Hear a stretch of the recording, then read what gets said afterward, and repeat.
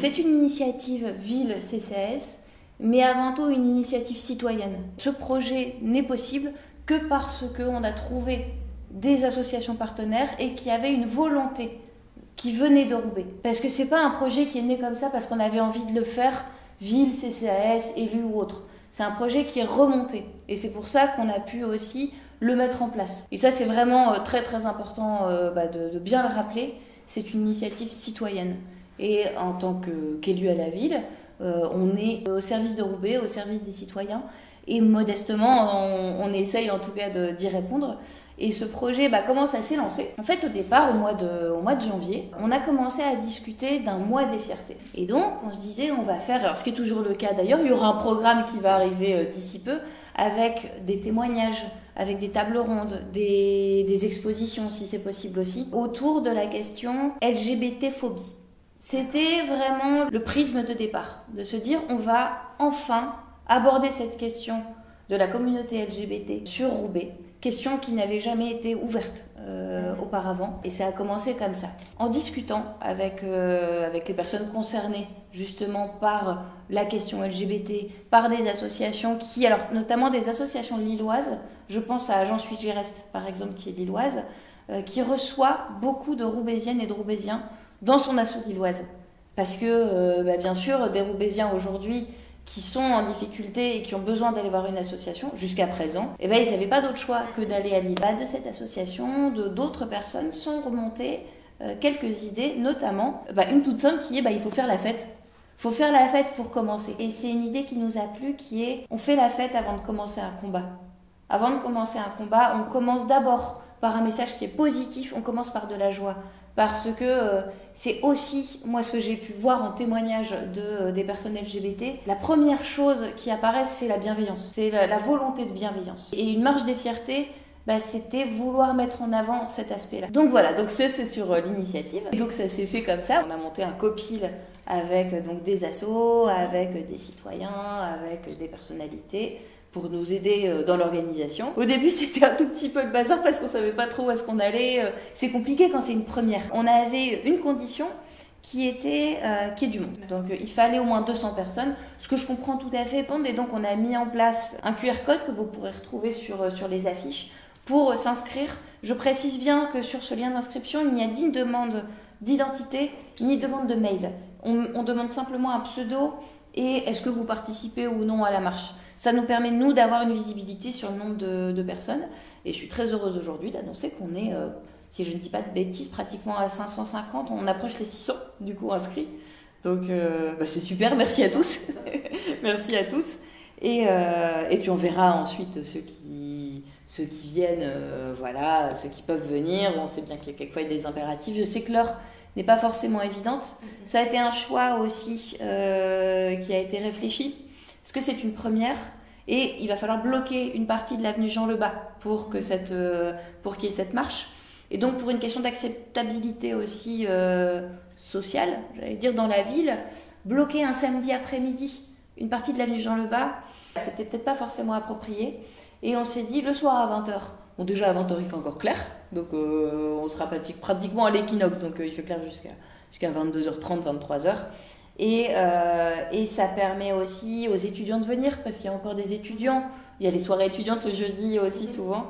Et je sais la communauté des étudiants de Roubaix très investie sur cette question aussi. Je pense à l'ESMOD par exemple, à l'ESAT. Si ça peut leur permettre de se libérer aussi, c'est pas le moment des cours, etc. Et de venir à la marche, c'est super. On aura quelques délégations aussi qui vont venir. J'ai une délégation belge qui va venir de Bruxelles. Également quelques soutiens de Saint-Denis. Également, qui m'ont confirmé leur présence, qui vont venir à un petit groupe. C'est vraiment pour symboliquement venir soutenir aussi cette marche. Et donc, un petit peu dans l'historique de cette marche, ce qu'on constatait en fait à Roubaix, c'est qu'il n'y avait pas d'association roubaisienne sur la question LGBTQIA+.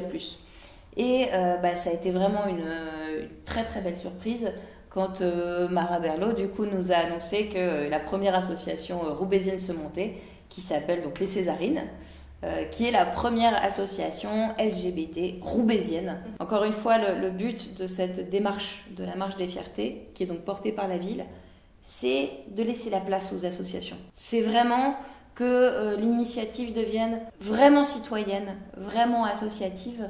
Et donc, moi, c'est ce que je leur ai dit aussi aux associations, c'est là, la ville a donné l'impulsion, voilà, c'est chouette, il fallait une impulsion de départ, et je suis très heureuse qu'on l'ait fait. Et ensuite, l'année prochaine, ça sera à vous de le faire. Voilà, ça sera à vous de le faire, ça sera à vous de mener le projet et de continuer et de porter ce flambeau-là et surtout de ne pas l'éteindre. Alors, cette semaine normalement ou la semaine prochaine au plus tard devrait sortir un plan justement de ce parcours. Le parcours, il est très simple en soi.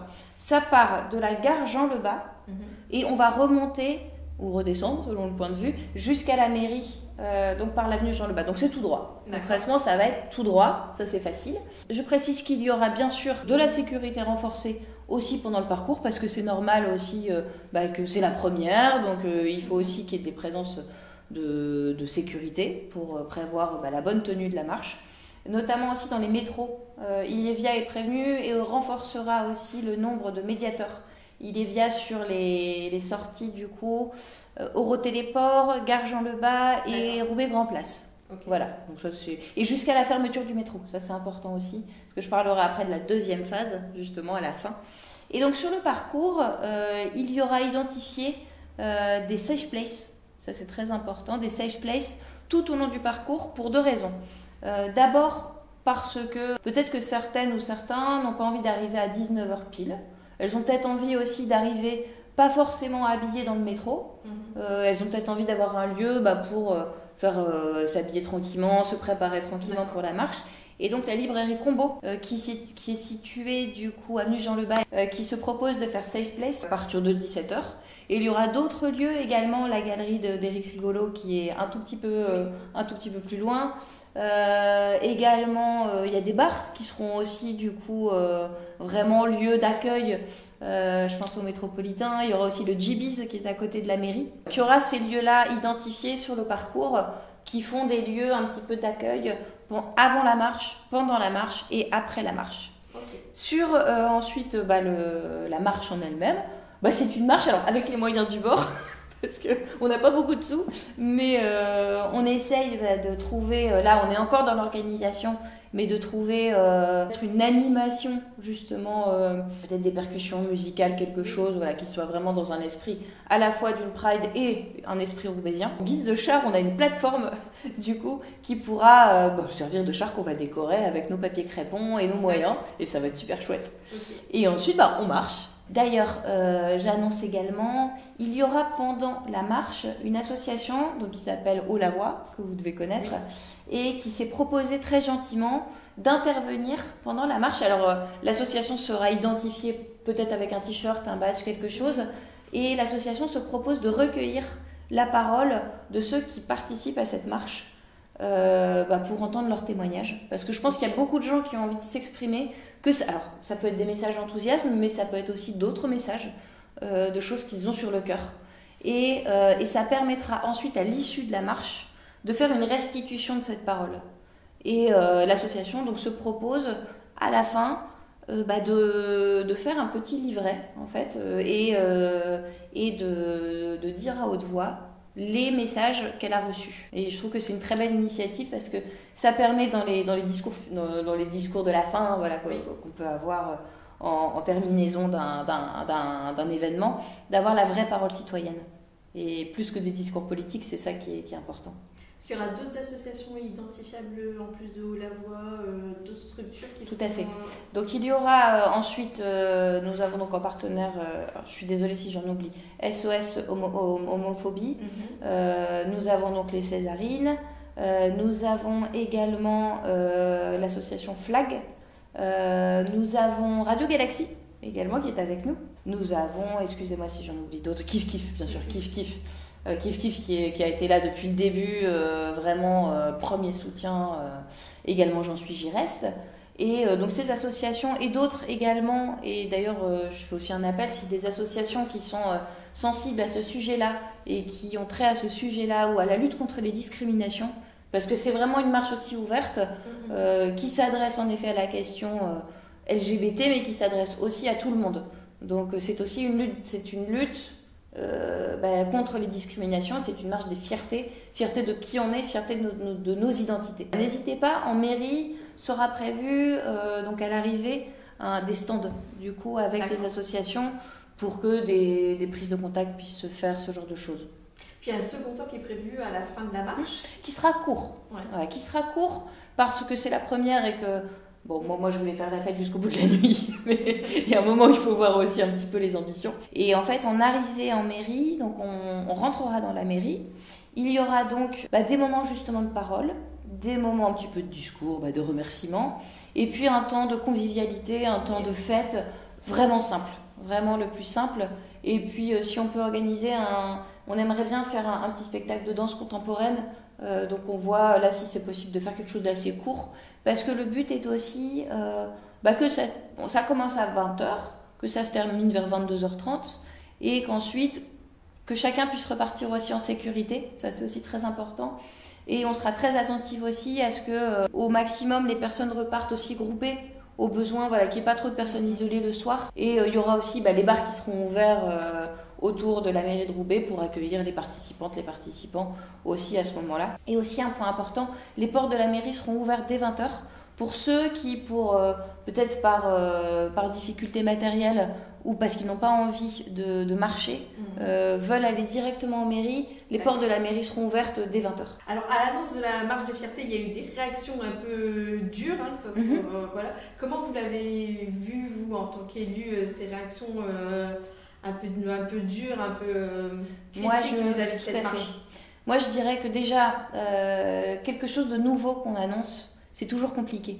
Quelle que soit la ville, quelle que soit la date, quel que soit Voilà, c'est compliqué quand on annonce quelque chose de nouveau, quelque chose qui vient changer les habitudes.